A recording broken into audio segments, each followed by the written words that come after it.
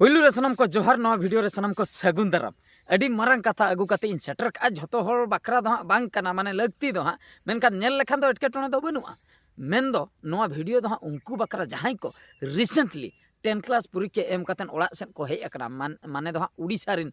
student जहां तिना के को ताहे कना 10 क्लास स्टूडेंट 10 परीक्षा एम कते नितो हां ओड़ा सेन को हेज बड़ा कना उनी उनकुआ कथाइन लैया नवा वीडियो रे दो मुचे धबे नेल पे किछुगान कमी रे हां लगा किछुगान कथा तो कथा तो नौकान कना अडिगान हर दो हां बन बुझेवा 10 क्लास परीक्षा चाबाइन मेन दो अडी मारंग माने परीक्षा होइना माने इnya जीवन ना माने मारंग परीक्षा चाबा का निद दो ओड़ा इन चला निद दो चाबा कना ओलो दो इनिन भाबी ताहेआ ओंका आपे को भीतर खय हां किछुगान दो ओंका को भाबी किया इनिन भाबी ताहेआ जखन ओड़ा इन हेइना इना परे जखन कॉलेज कथा कोन बडाय किया कॉलेज रे एडमिशन ना उन जोका इन ठीके किया चे बांगा ऑल दो बाय मुचे दो हराम गो दो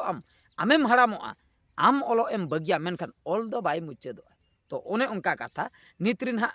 जुन को जहां तिना गया नो 10 क्लास परीक्षा को एम कते कोड़ा कुड़ी को हेज अकना हा उनको हा नित किचुगान दो हा को भबिया ऑल दो मुचे ना और किचुगान दो हा को बडाय गया तो ओनागे कुड़ी गिद्रा को हा किचुगान दो नितो हा को जावायो हा आकोते हो किछु को जावायो और किछु दो फैमिली होड़ हा को मेता को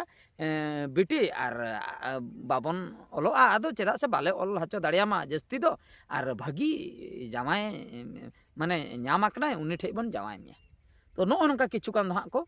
जावाय को किचुकान मा को जावाय और 10 क्लास कोना हो किचुगान दो हां ओकोय को तार हुयकना उनका मेत ती नेल का किचुगान दो हां अंगिर कते को अगु को और किछु दो हां मोबाइल अडी दिन को बाको सामका नित हां मोबाइल को साबा और फ्री फायर को खेलोया ओने हां गेम अडिगान ᱧᱩᱛᱩᱢ मेना इन उन ᱧᱩᱛᱩᱢ बइन बड़ा फ्री फायर को खेलोया अब किचुगान मा को बड़ाई ले मांग खय छुट्टी करे हजू जोखा हां नित हां को नाम खान तहु को खेला और गेम खेल नुना डेंजर जिनिस कना रिसेंटली मिटन न्यूज रि नेले ताहे माने मिटन कोड़ा उनी पगलायनाय बाको खेल हच्चा देते पगलायन खातिर ओड़ा रिन झतो हड़े माग गoj चाबा के को झतोय माग गoj चाबा के को उनी लई इन बइन ठिकाना चिकते नंका होइना उनी हो बाय ठिका काना खेल को मना के देखते तो नो नंका सिचुएशन को हुई दाड़िया गया उना खातिर गेम दो अडी डेंजर जिनिस कना गेम वर्ड जहां बन लई खेल खेल सनाय मनकान दो चला में पुड़िया रे फुटबॉल खेल में हड़मो ठीक ताहेना क्रिकेट खेल में जहाना गेम खेल दाड़िया दौड़ में दोन में मेनखान मोबाइल रेम खेला जुदी से बहुत गे खराब उतर तमा तो ओना खातिर ओना करे खय तो कड़ी सहारे बन ताहन खान दो नापाय ओना खातिर मोबाइल को जुदी बन यूज या ओना को दो आलो आपे दो स्टूडेंट कना पे 10 क्लास पे पास का निद दो एजुकेशन सिस्टम नेल पे से 10 क्लास पर चेन इन पढ़ा ओंडे माराव पे यूट्यूब रे हजुआ अडिगान हजुआ 10 क्लास पर चे इन पढ़ा खान दो नापायोआ ओका लाइन तीन चला खान दो चाकरी को लगन धारे न्यामा तो नो नंका ना पे माराव खान दो अडिगान उडुकआ आदो इन्या लई दो नोआ कना आपे आलो पे भाबिया जे 10 क्लास पर ओलो दो चाबायना नितो हा मेन जिनिस तो सेटरो कना मेन दो मेन आपया जो जीवन रेना भाबी पे निथा पहिलू प्रथम क्लास पे रकाब कना कॉलेज जखन फर्स्ट ईयर पे लेबेदा से उन जोखा पे लिया अच्छा नवा पढ़ाओ लेखान दो नवा चक्री नवा पढ़ाओ लेखान दो नवा चक्री +2 आर्ट्स जदी पे पढ़ा इना पर +3 आर्ट्स पे पढ़ा +2 आर्ट्स पर पे बगी खान दो ओना आत्रा मात्रा बगी रे दो ओका चक्री को नाम ओना दो गारंटी बइन दे दड़ा मेनखान जुदी भागी पे पढ़ा भागी हो कड़ी नोडे बड़ाई दरकार +2 +3 आर्ट्स पे पढ़ायना भागी पे पढ़ायना अड़ी गान हानते एग्जाम मारंग मारंग एग्जाम को मेना का ओना करे जुदी पे क्वालिफाई भागी भागी चक्री को पे नामा साइंस उनका के जुदी एग्जाम नोते पे कोर्स पे कराओ किया उनका एग्जाम को पे क्वालिफाई किया भागी भागी चक्री को पे नामा आले जोखा दो गाइडेंस अभाव ना है कना आले मा कोई इन गारंटी लैया तेहेन धबी आले ओड़ा होड़ कुली को पे बखाय आले अतुरिन जहां के कुली को पे ओकोय मिन होड़ गान इने मेन काव दिया बाबू नोय नोआ पढ़ा में नोआम पढ़ाओ लेखा नोय नोआ चक्री में न्यामा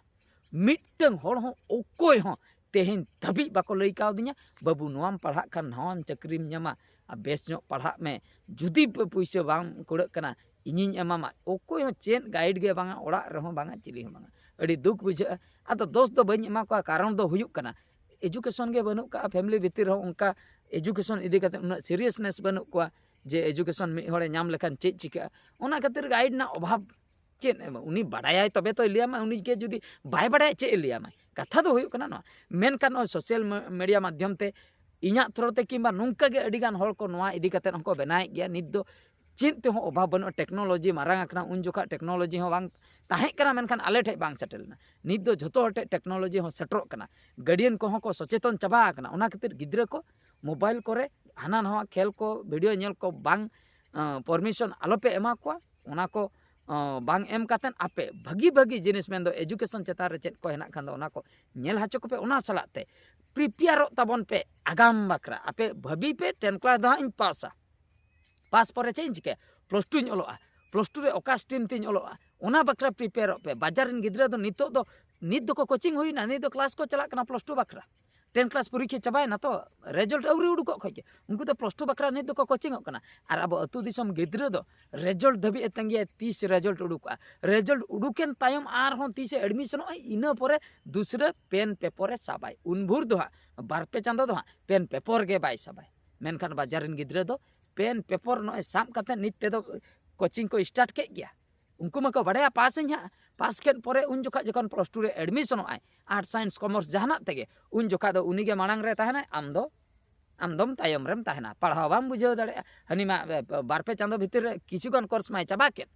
और आम दो चेन हो बाम चिका का आमा पे चांदो परे पेन पेपर सा अदो चक्री जखन नाम जोखा दो उनी नामाय से आमेम नामा तो नो हुयु कना असुविधा अबोरिन गिद्रा दो नित दो को एन्जॉय परीक्षा चाबायना अदो इना लाइफ ना एम दो मुचेद अकना एम्मा नितो स्टार्टोआ ओना खातिर हानते नाते टाइम बांग वेस्ट कातेन पढ़ाव रे मने एम ताबन पे नितो दो प्लस 2 बखरा आपे फाइनल उतर पे ओका स्ट्रीम तीन ओलोआ आर्ट्स तीन ओलोआ साइंस तीन ओलोआ कॉमर्स तीन ओलोआ ओका तीन ओलोआ ओना बुक को माने बुही को अगु कातेन पढ़ाव स्टार्ट ताबन पे जेकोन रिजल्ट को उडुक जेकोन पे एडमिशन आसे इन खान दो पढ़ाव